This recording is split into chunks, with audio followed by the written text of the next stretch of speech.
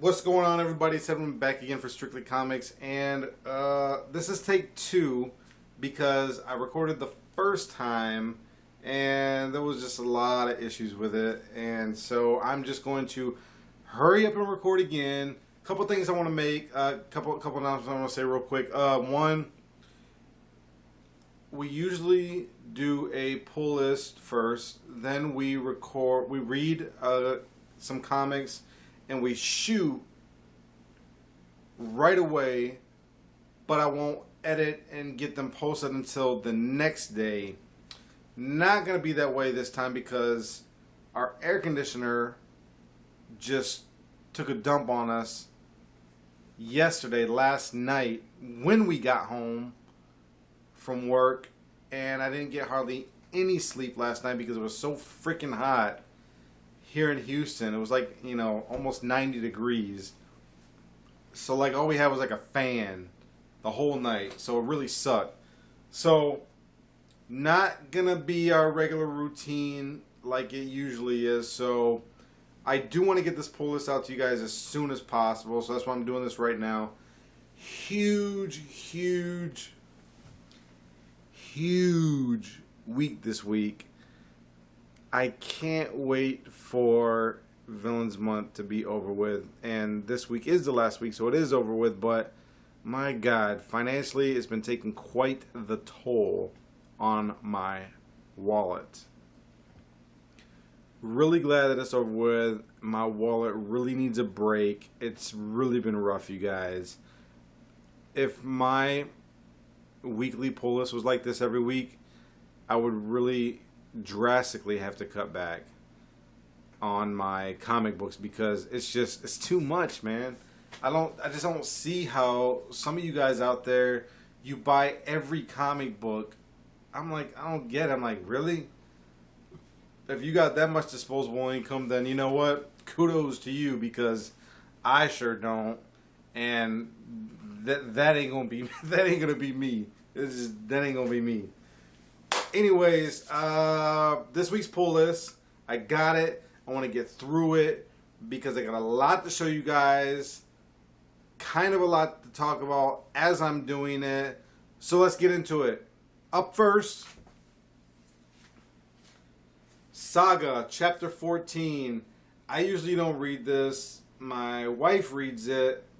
She kind of likes it because she kind of digs independent, weird, interesting, kind of out there type stuff that's thought provoking, and she's kind of into that stuff. Me, I'm a guy, I keeps it simple. So that's for her. Next I got Action Comics 23.4, Metallo number 1, 3D cover, really cool. Love these 3D covers. Next, I got Superman 23.4. Got the, what is that, Parasite number 1. Really cool 3D cover. Next, I got Batman Superman 3.1.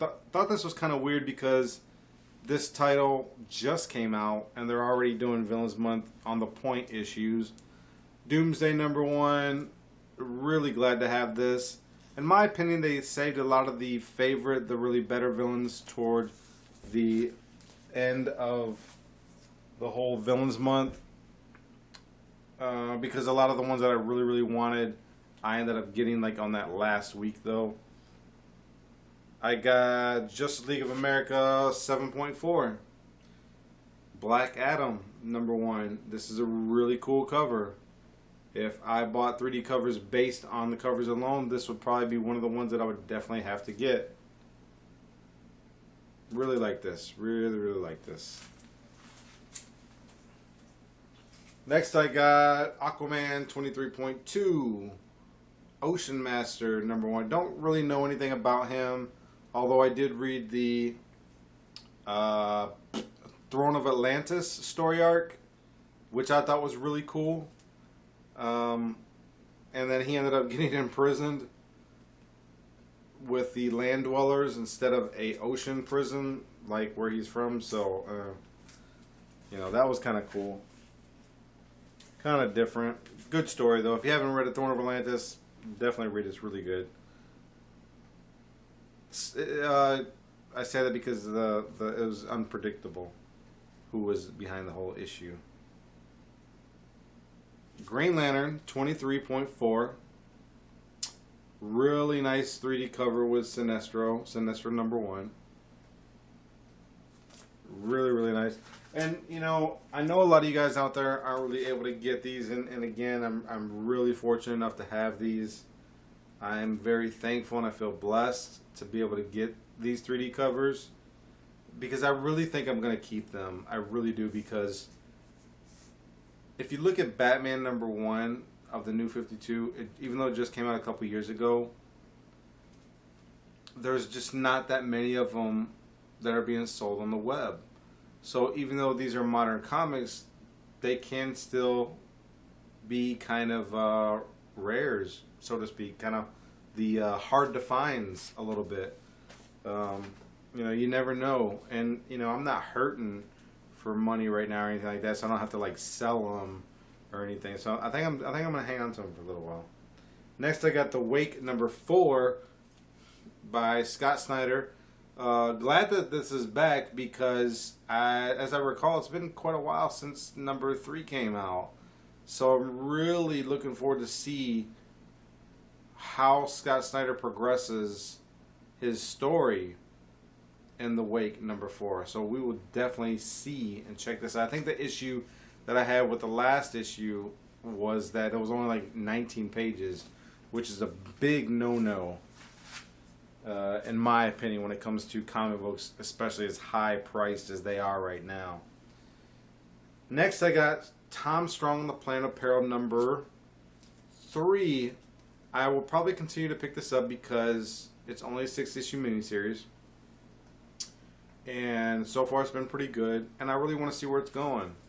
So definitely pick this up if you're not reading it already. Next, you guys, I got Wolverine and the X-Men #36. Battle of the Atom #5. Very good storyline right now by Bendis. I think it's written by Bendis. I think it is, but, you know, being in Wolverine the X-Men, it's written by Aaron. Don't really know who he is. I don't read Wolverine the X-Men, so I don't know.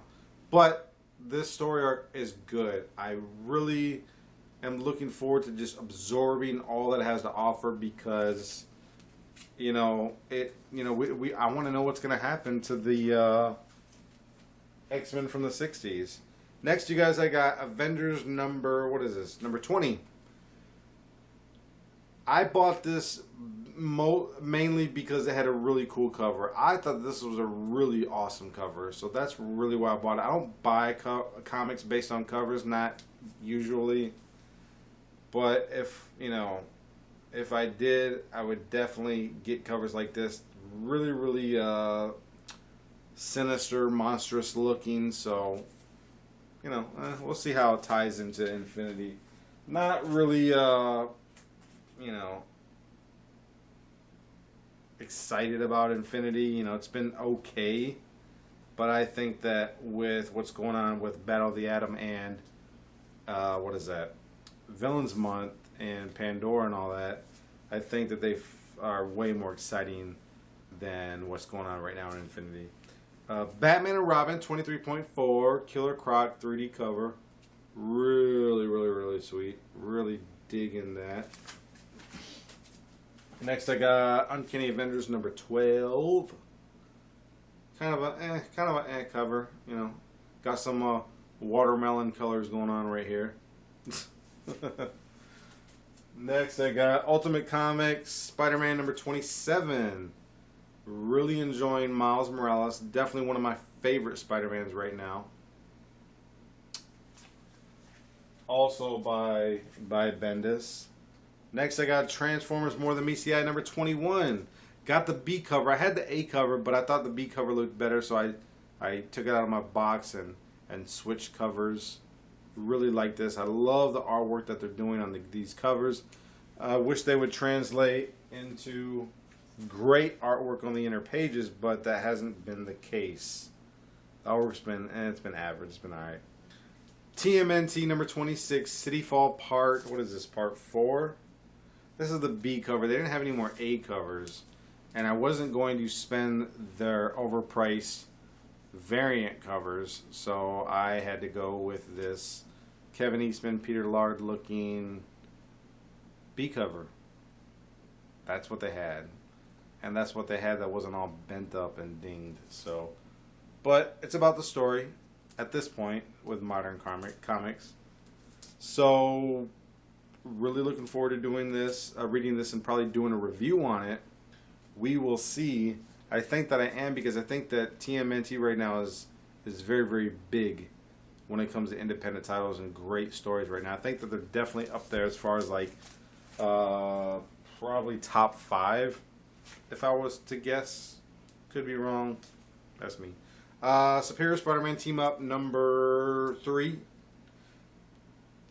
I got this because it was in my box. I'm a Superior Spider-Man subscriber, but not a Superior Spider-Man Team Up subscriber. So, I don't know. But my comic shop has really hooked me up, especially with Villains Month this month. So, I decided just to go ahead and purchase it anyways.